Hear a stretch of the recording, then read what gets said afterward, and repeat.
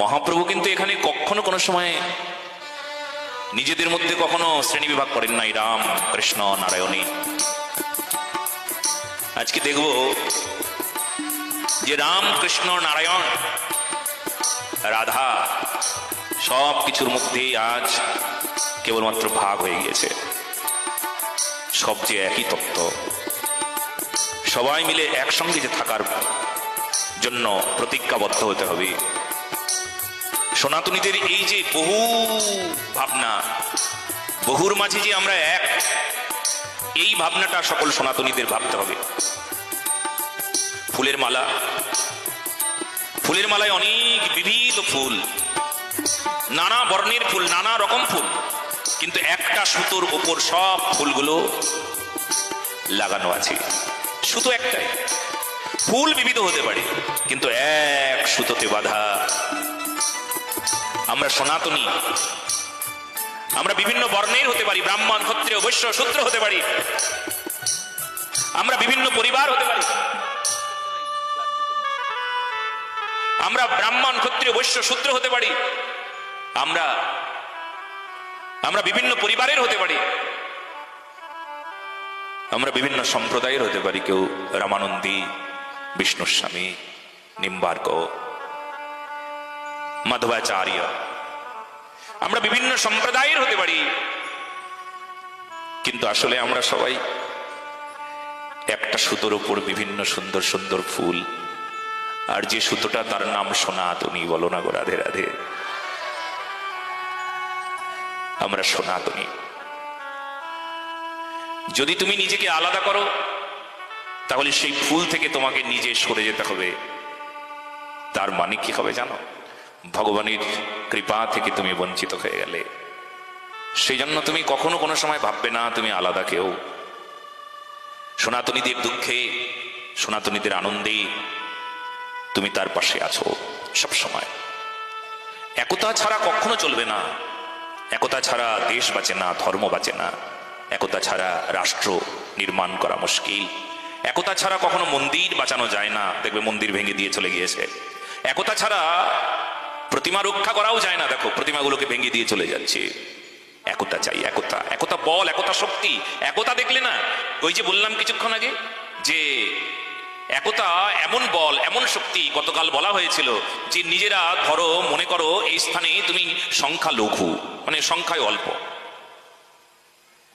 কিন্তু তোমার মধ্যে যদি একতা থাকে তাহলে তোমার যা শক্তি, সারা পৃথিবীর সব শক্তি তোমার মধ্যে এসে যাবে। বলো না গো রাধে রাধে। এই জগতে যত সনাতনী আছে সারা বিশ্বে, সব বিশ্বের সকল সনাতনীর শক্তি তোমার মধ্যে এসে যাবে, একটা গ্রামে এসে যাবে। গ্রামটা ছোট, সংখ্যায় লঘু, কিন্তু আমি গ্যারান্টি দিলাম যদি যদি তোমরা একতা বিচার করো, একসঙ্গে থাকতে চাও, এক ছত্র ছায়ায় থাকতে চাও, একটা মালার মধ্যেই থাকতে চাও, তাহলে তোমাদের কেউ ভাঙতে পারবে না। কারোর ক্ষমতা নাই এই জগতে তোমাদের কেউ ভাঙবে। ভয় নাই কখন। আমরা সংখ্যায় লঘু তাই ভয় পাই, ভয়ে ভয়ে থাকি। ভয় তো তাদের যারা নিত্য পাপ করবে। পাপের ভয় আছে, পুণ্যাত্মার ভয় নাই। অজ্ঞানীর ভয় আছে, জ্ঞানীর ভয় নাই।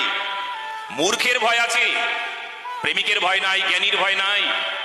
তাই তোমরা নিজেকে ভাবো সনাতনী। এটা ভাবতে চেষ্টা করো, চিন্তা করো, নিজেকে ভাবো তুমি কে। এই জন্য আমরা যে যেমন ভাবে আছি সবাই আমরা একই পরিবারের, সবাই আমরা সেই সত্য সনাতন ধর্মের মানুষ। ক্ষমতা নাই কারুর আমাদেরকে কেউ আলাদা করে দেয়।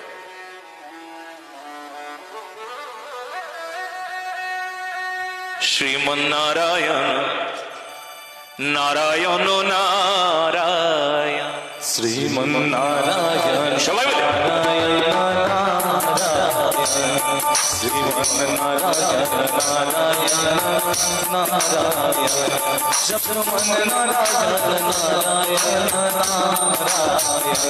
লক্ষ্মী নারায়ণ নারায়ণ শিব নারায়ণ সেই জন্য একটা কথা বলি, যেমন এই যে হাত মুষ্টিবদ্ধ হলে হাতে শক্তি হয়, তাই না? এই সাধু বাবা শোনো, মুষ্টিবদ্ধ হলে শক্তি হয় না? হাতটা মুষ্টিবদ্ধ করলে কি হয়? শক্তি হয়। সবগুলো অঙ্গুলিকে একসঙ্গে করলে শক্তি হয়, দেখবে ভাঙতে তুমি শক্তি পাবে। আর যদি তুমি একটা অঙ্গুলিকে এমন করো তাহলে শক্তি পাবে? সবগুলো আঙ্গুলকে একসঙ্গে করে মুষ্টিবদ্ধ করতে হয়, শক্তি হয়। সবগুলো অঙ্গুলি মানে জানো? সবগুলো আঙ্গুল মানে কি জানো? শৈব ভক্ত, যে শিবের উপাসক। কেউ শিব ঠাকুরকে ভালোবাসে, কেউ শাক্ত কালীর উপাসক, কেউ বৈষ্ণব ভগবান শ্রীকৃষ্ণ বা শ্রীহরির উপাসক বা রাধারানীর উপাসক, কেউ সূর্যের উপাসক সৌরী, কেউ গণেশের উপাসক গাণপতি, কিংবা সনাতনীরা যে কোনো উপাসক হোক, এই পঞ্চদেবতা বা পঞ্চমূর্তি বাদ দিয়েও যদি আরো কারুর উপাসনা করে থাকি, তবে সবাইকে এমন ভাবে মুষ্টিবদ্ধ হতে হবে, এক হতে হবে। একটা অঙ্গুলিতে শক্তি হয় না, দুটোতে শক্তি হয় না। শক্তি যদি পেতে চাও তবে সব শক্তি, সম্মিলিত শক্তি একসঙ্গে নিতে হবে, তবে ভাঙা যাবে। কি ভাঙবে গো? অরাজকতা। কি ভাঙবে? অধর্ম। কি ভাঙবে? অজ্ঞানতা। কি ভাঙবে? কি ভাঙতে হবে? কি ভাঙতে আমরা এসেছি?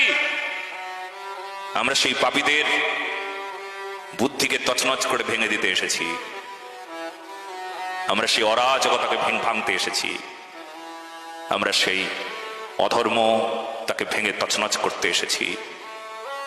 তাই এক হতে হবে, সব সনাতনীরা এক হতে হবে। বলো না গো রাধে রাধে।